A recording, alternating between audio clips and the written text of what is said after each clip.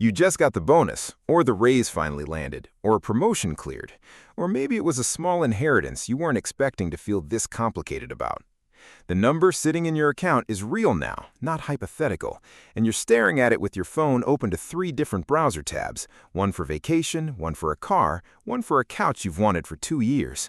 Nobody warned you that having money suddenly available is its own kind of stressful, because now every decision matters in a way it didn't before, and the silence in the room while you decide feels heavier than it has any right to. My name is William, and before you spend a single dollar of it on any of those tabs, I want to walk you through 10 upgrades, the ones that quietly determine whether this new money becomes a foundation or just disappears into a slightly nicer version of the life you already had. Here's the belief worth naming before we start, because it's the one steering you toward those open tabs right now. New money feels like it's supposed to be spent on something visible, something you can point to and say, this is what changed. Friends ask what you did with it, and I moved my savings account doesn't feel like an answer that satisfies anyone, least of all you. That instinct isn't wrong exactly, it's just aimed at the wrong target first. The people who actually keep and grow new money upgrade the invisible parts of their financial life before they touch a single visible one. Not because visible things are bad, and not because you're required to live like a monk the moment a check clears, but because upgrading the foundation before the fixtures is the only order that doesn't quietly cost you everything later. The backdrop makes this more urgent than it would have been a decade ago. Household debt in this country just crossed $18.8 trillion. Credit card balances alone sit above $1.25 trillion, and the average card carrying a balance charges north of 21% interest. 59% of Americans say they couldn't cover a $1,000 emergency without reaching for credit, and a separate survey this year found the median emergency fund has been cut roughly in half from where it stood 12 months ago. New money landing into a financial life without a solid floor underneath it doesn't get to compound. It gets absorbed by whatever crack was already there, waiting, the same way water finds the lowest point in a foundation, no matter how nice the paint looks above it. So here are the 10 things worth upgrading immediately. And notice as we go that not one of them is about deprivation. This isn't a list telling you to live smaller. It's a list about which upgrades actually hold their value a decade from now versus which ones evaporate the moment the excitement wears off, the same week the new car smell fades and the payment keeps arriving anyway. Upgrade number 1, where your emergency cushion actually sits. Most people keep whatever savings they have in the same checking account their paycheck lands in, earning something close to nothing. The national average savings rate hovers around 0.38%, and plenty of the largest traditional banks pay a genuinely embarrassing 0.01%. A high-yield savings account in 2026 is paying somewhere around 4%. Put $15,000 in each for a year, and one earns you roughly $600. The other earns you $1.50. Same money, same safety, same access in a genuine emergency. Take a woman named Priya who got a $6,000 bonus and moved her existing $12,000 emergency fund from her big-name bank into a high-yield account the same week. No new money required, just relocation. That single move now earns her nearly $700 a year she wasn't getting before, doing absolutely nothing differently with her spending or her habits. Before you touch the bonus itself, move what you already have. This upgrade costs you 15 minutes and a few clicks, and it is very likely the highest hourly return of anything on this entire list. Upgrade number 2, the size of that cushion itself. Once it's parked somewhere that actually pays you, look honestly at how many months of real expenses it covers. Most financial guidance says 3 to 6 months, and most Americans have nowhere close to that. If new money just landed, this is the single highest leverage place a portion of it can go, because a properly funded cushion is what keeps every other upgrade on this list from getting interrupted the first time life throws something unexpected at you. A car repair, a medical bill, a slow month at work, none of it becomes a crisis when there's a real floor underneath you. Consider what happens without one. A man named Terrence got a modest raise, skipped this step entirely, and put the extra money straight into retirement contributions instead. 6 months later, his transmission failed. He had no cushion to absorb it, and he ended up pulling from that same retirement account early, paying taxes and a penalty on money that had barely had time to grow. The order matters as much as the amount. Upgrade number 3. Your insurance coverage, specifically the catastrophic kind you've probably been underinsuring for years without ever thinking about it. This is the one people skip because it feels boring and it never photographs well. But the entire logic of insurance is that it should protect you against the loss that would genuinely break you, not the loss you could comfortably absorb on your own. A basic auto policy with state minimum liability limits can leave you financially exposed for the full difference in a serious accident, meaning your other assets, your savings, even future wages become fair game in a lawsuit that exceeds your coverage.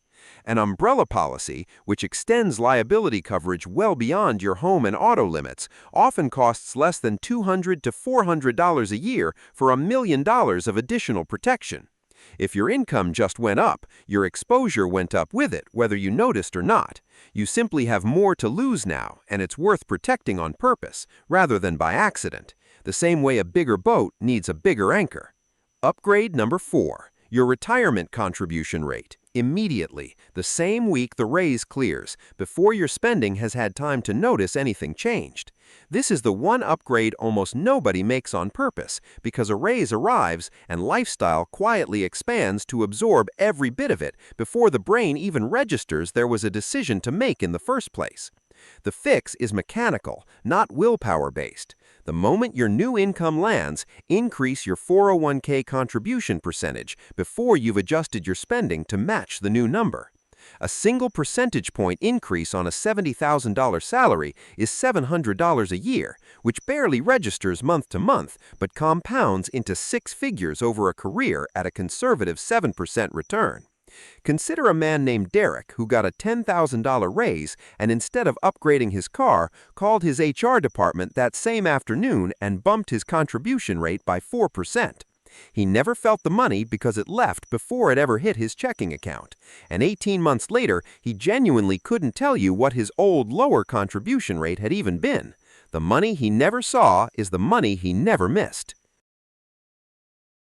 Upgrade number 5, the quality of the handful of things you use every single day. And this is different from lifestyle inflation, so the distinction matters. There's a real difference between buying a $70,000 truck to feel a certain way and replacing a mattress you slept on for 11 years or shoes that are actively hurting your feet with something that will genuinely last a decade. A quality mattress used nightly for 15 years costs less per use than 3 cheap ones replaced along the way.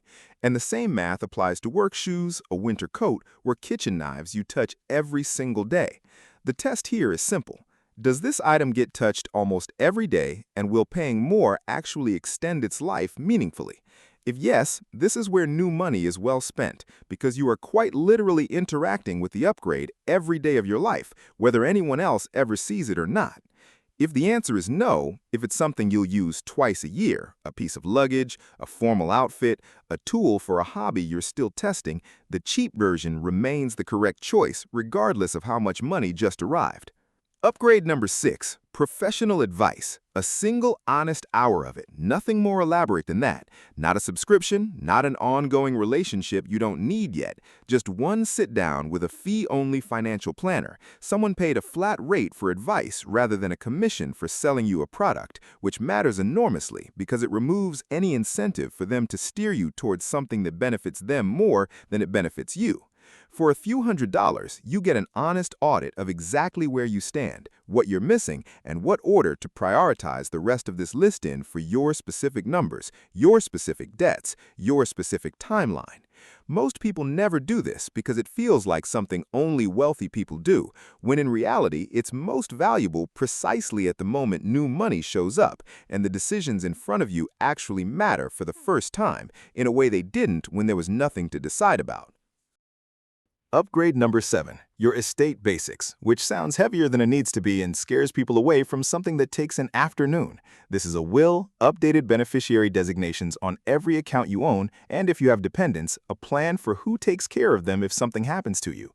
A shocking share of Americans have never done this at any income level, and it costs remarkably little to fix, often a few $100s for a basic will, and genuinely free to update beneficiary forms on your existing retirement and life insurance accounts, something people forget to do for years after a marriage, a divorce, or a new child arrives. New money is exactly the moment to make sure it goes where you actually want it to go, not wherever a decade-old form from a job you no longer have says by default. Think about how strange it would be to work an entire career building something, only to have a form you forgot existed quietly override every intention you actually had. Upgrade number 8. The maintenance you've been deferring on the things you already own, specifically your home if you have one, or your car if home maintenance doesn't apply yet. A neglected roof, an HVAC system running well past its service interval, a water heater nobody's looked at in a decade? These don't announce themselves quietly and give you a warning. They fail all at once, at the worst possible time, usually during the exact week you can least afford a surprise, and cost far more to replace in an emergency than to maintain on a predictable schedule. The standard rule of thumb puts annual home maintenance at roughly 1 to 2% of the home's value, and that number exists precisely because deferred maintenance compounds against you the same way deferred savings compounds against you, just running in the opposite direction, quietly getting more expensive with every year you look away from it. Upgrade number 9. A skill or credential that increases what you can actually earn going forward, which is the one upgrade on this entire list that pays you back indefinitely rather than once. A certification relevant to your field, a course that opens a promotion path, even a well-chosen conference that puts you in front of the right people at the right moment. These are investments in the size of every future paycheck, not just a one-time comfort that fades. A woman named Aisha took $2,000 of a work bonus and used it toward a professional certification that qualified her for a role paying $14,000 more annually. The upgrade paid for itself in under 2 months and kept paying every single year after that, compounding not through the market but through her own earning power, which is the one asset that grows every time you use it rather than depreciating. And upgrade number 10, the one that closes this whole list, and it's the one I actually want you to feel a little relieved about after 9 upgrades that all sounded like homework. A genuinely guilt-free portion of this money, decided on purpose, spent on something you actually want. Not because you've earned the right to ignore everything above it, but because a plan that leaves zero room for joy is a plan you'll eventually abandon out of sheer resentment, the same way every extreme diet eventually collapses into the exact behavior it was trying to prevent. The difference between this and the browser tabs you had open at the start is intention. You're not upgrading the couch because the excitement of new money told you to in the moment, reflexively, before you'd thought about anything else. You're choosing it on purpose, after the foundation is handled, as a deliberate decision rather than a reflex you'll half regret in 3 months. If any of these 10 landed for you, tell me in the comments which one you're doing first, because that tells me exactly what to break down deeper next time, and I actually read them. Now, step back and notice what actually ties these 10 together, because on the surface, they look like a random checklist: savings accounts, insurance, mattresses, wills, certifications, none of which seem to belong in the same sentence. Underneath, they're the very same decision made 10 different ways. Every single one strengthens something invisible before a single dollar goes towards something visible. That's the entire order of operations, and it's the exact opposite of what new money makes you feel like doing in the moment it lands. Here's the honest math on what happens when you actually run this list instead of chasing the browser tabs. Move your emergency fund to a high-yield account, roughly $400 to $700 a year, doing nothing differently with your spending at all. Bump your retirement contribution by even 2 or 3% on a raise, potentially 6 figures over a career, felt as nothing month to month, never once showing up as a sacrifice on any statement you'll ever look at. Skip one deferred home repair that turns catastrophic instead of routine. Thousands saved in a single afternoon of decision-making rather than a single night of crisis management. None of these come from earning more money. They come entirely from where the same dollars are pointed, which is the quiet secret sitting underneath almost everything this channel talks about.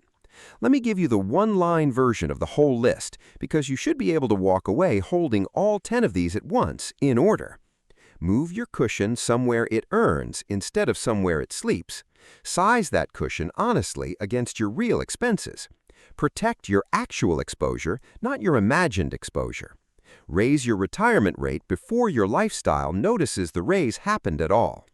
Buy quality only where you'll feel it daily, not where it'll simply look impressive. Get one honest hour of professional advice from someone with no incentive to sell you anything. Handle your estate basics before you ever need them, not after. Maintain what you already own before it fails you at the worst possible time. Invest in the thing that raises every future paycheck, not just this one. And then, only then, spend something on the couch, on purpose, without a shred of guilt attached to it. Go back to those 3 browser tabs from the very beginning.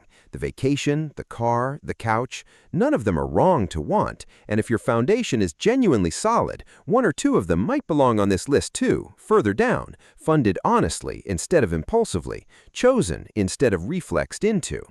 But if you open this list and realize your foundation isn't there yet, that's not a failure, and it doesn't mean you've done anything wrong up to this point. That's just information arriving at exactly the right moment, while the money's still sitting in your account instead of already spent on something you'll barely remember buying a year from now. Think for a second about 2 people who each got the same $8,000 bonus this year. One spent it the week it landed, a portion toward a car down payment, a portion toward a trip, gone within a month, the memory of the spending already fading by the time the credit card statement arrived.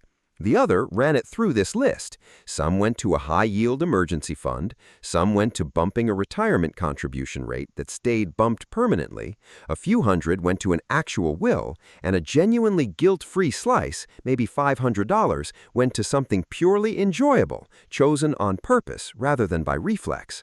Same bonus, same year. 10 years from now, one of those 2 people has a permanently higher retirement contribution rate, a cushion earning real interest, actual legal protection for the people who depend on them, and they still got to enjoy a piece of that original $8,000 exactly as much as the other person did. The only difference between them was the order they touched the money in, not the amount.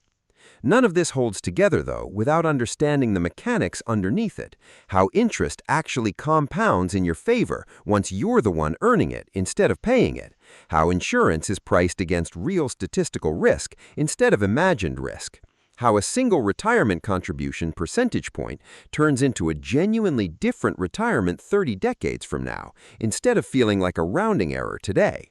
That foundation is the real starting point, the thing that makes every item on this list feel obvious instead of like homework you're being assigned.